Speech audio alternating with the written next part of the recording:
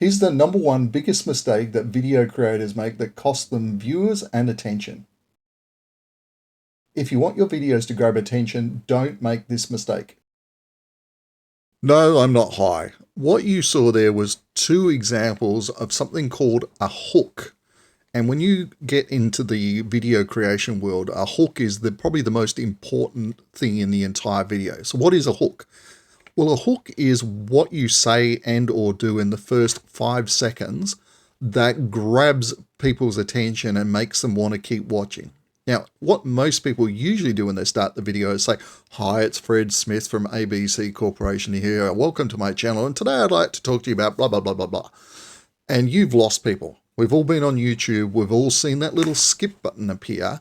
And you may not have timed it. You've got 5 seconds. If someone watching your video is not interested, they click the skip button at 5 seconds and you're gone. That means you just wasted your time and your effort creating a video.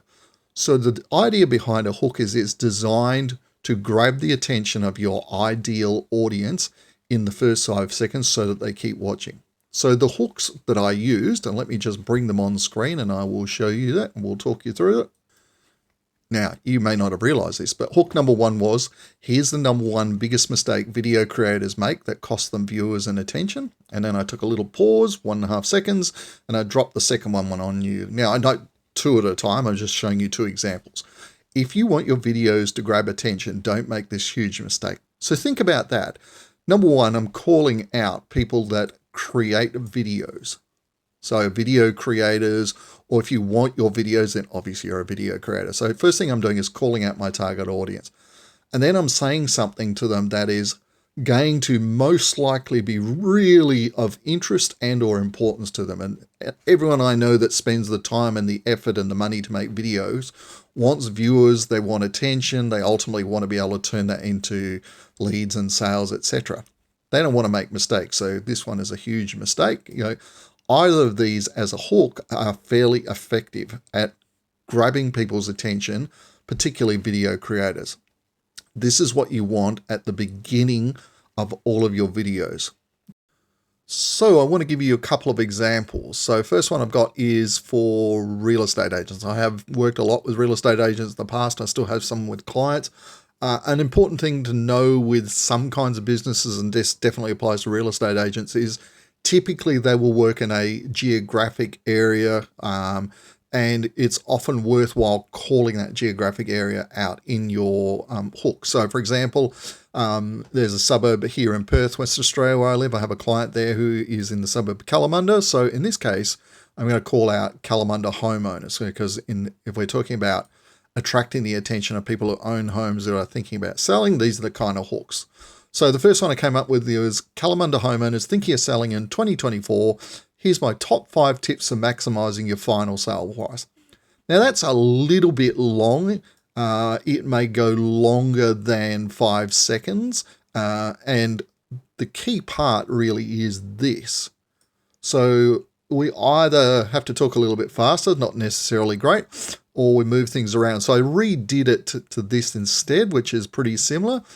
Think you're selling a Kalamunda home in 2024. Here's my top 5 tips for getting top dollar, or something like that. Now, look, if it goes over 5.5, 6 seconds, it's not the end of the world. The important thing to call out is your ideal audience, your Kalamunda. This is obviously a Kalamunda homeowner. And then what you're giving them. Why is this worthwhile for them to watch?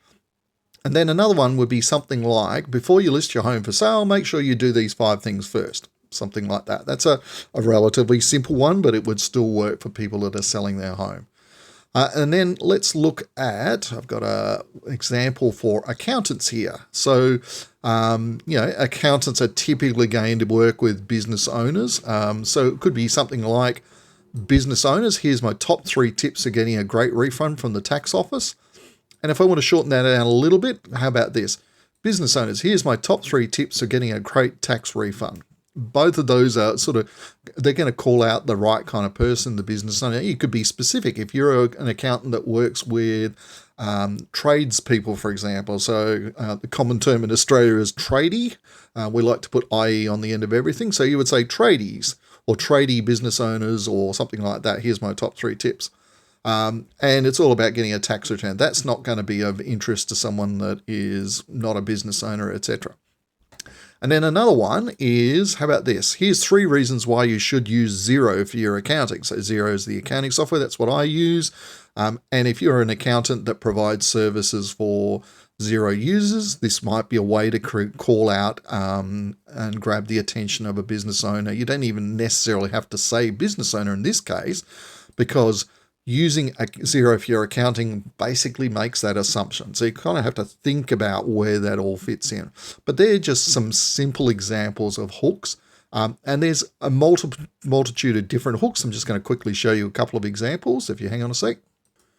Okay, so here's 10 hooks for your video. Now, these came from Video Supply, which is a channel on YouTube talking about video hooks. They're a really short video, but let's look at what they are. So there's the teaser hook, builds suspense and curiosity about the content. The question hook, this engages viewers by posing a thought-provoking question. Statistic hooks, uses surprising data or facts to grab attention. Emotional hook, appeals to the viewer's emotions such as empathy or excitement. Personal story hook, relates a personal anecdote or experience to engage viewers. A humorous hook, lightens the mood with a funny or witty statement. This one in particular, I'd be pretty cautious about leading with that unless you are very, very funny and the humor that you're leading with is going to call out your right audience with the right problem. So that one can work for some people. It's not one I normally recommend. Scenic hook, draws in viewers with visually captivating imagery or descriptions. That's going to only really work for someone that's doing face-on camera type video where you could perhaps put in some kind of B-roll with your voiceover. Again, I would leave that out for a lot of things, but for example, if you're a travel agent, a visual hook would be a scenic hook would be a great way to grab someone's attention with a photo or a video of a particular location while you're in the background saying something like that. A testimonial hook leverages a customer or an expert's words of credibility. An action hook, which showcases a dynamic, action-orientated statement or scenario. And then a surprise hook offers an unexpected twist or revelation. But typically the teaser hook, the question hook, the statistic hook, they would be the most common ones I would use and normally recommend. But there's 10 different hooks for you to explore. And let me show you what I did. I took the instructions to this, put them into ChatGPT and told it to create 50 different hooks. So let me show you what they look like, just to give you something to think about. So going back to my original hook, which was all about grabbing the attention of video creators, I just typed into ChatGPT and told it to create 50 hooks using these 10 types of hooks that I just showed you. And it came up with 5 for each of them, which is great. So the teaser hook, you won't believe the most common blunder in video making. Stay tuned. There's a big mistake in your videos. Find out. Most of these are actually really good. And it does get the numbering wrong, but anyway. But it's a good way to come up with ideas. If you don't know how to create a question hook or a teaser hook, ChatGPT is pretty useful at doing that kind of stuff. The statistics hooks, the numbers might be totally wrong. You need to confirm the numbers and change that. Emotional hooks, again, something a little bit different. It may or may not work, but if you've got something that it's relevant for, then great. Personal story hooks, again, something good. Like one of my favorite personal story hooks, one I use a lot is I talk about how I got into marketing. And the reason I got into marketing is I got sick of cold calling for a living as a salesperson. And I was drawn to the idea of having marketing attract clients to me. So I've done short versions of that. That's a good personal story hook. A humorous hook, like I said, make sure you're funny. If you ain't funny, don't do this one because you'll just backfire on you.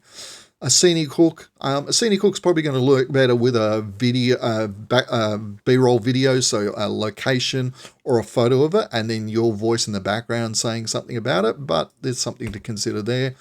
Testimonial hooks, they really come down to having testimonials, obviously.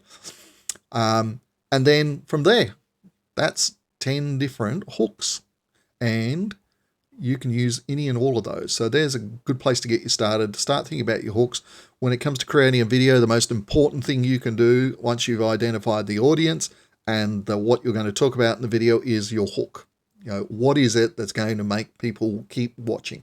All right, I hope you found that helpful. If you've got any questions, drop them down below in the chat section. Sorry, the questions and comments section.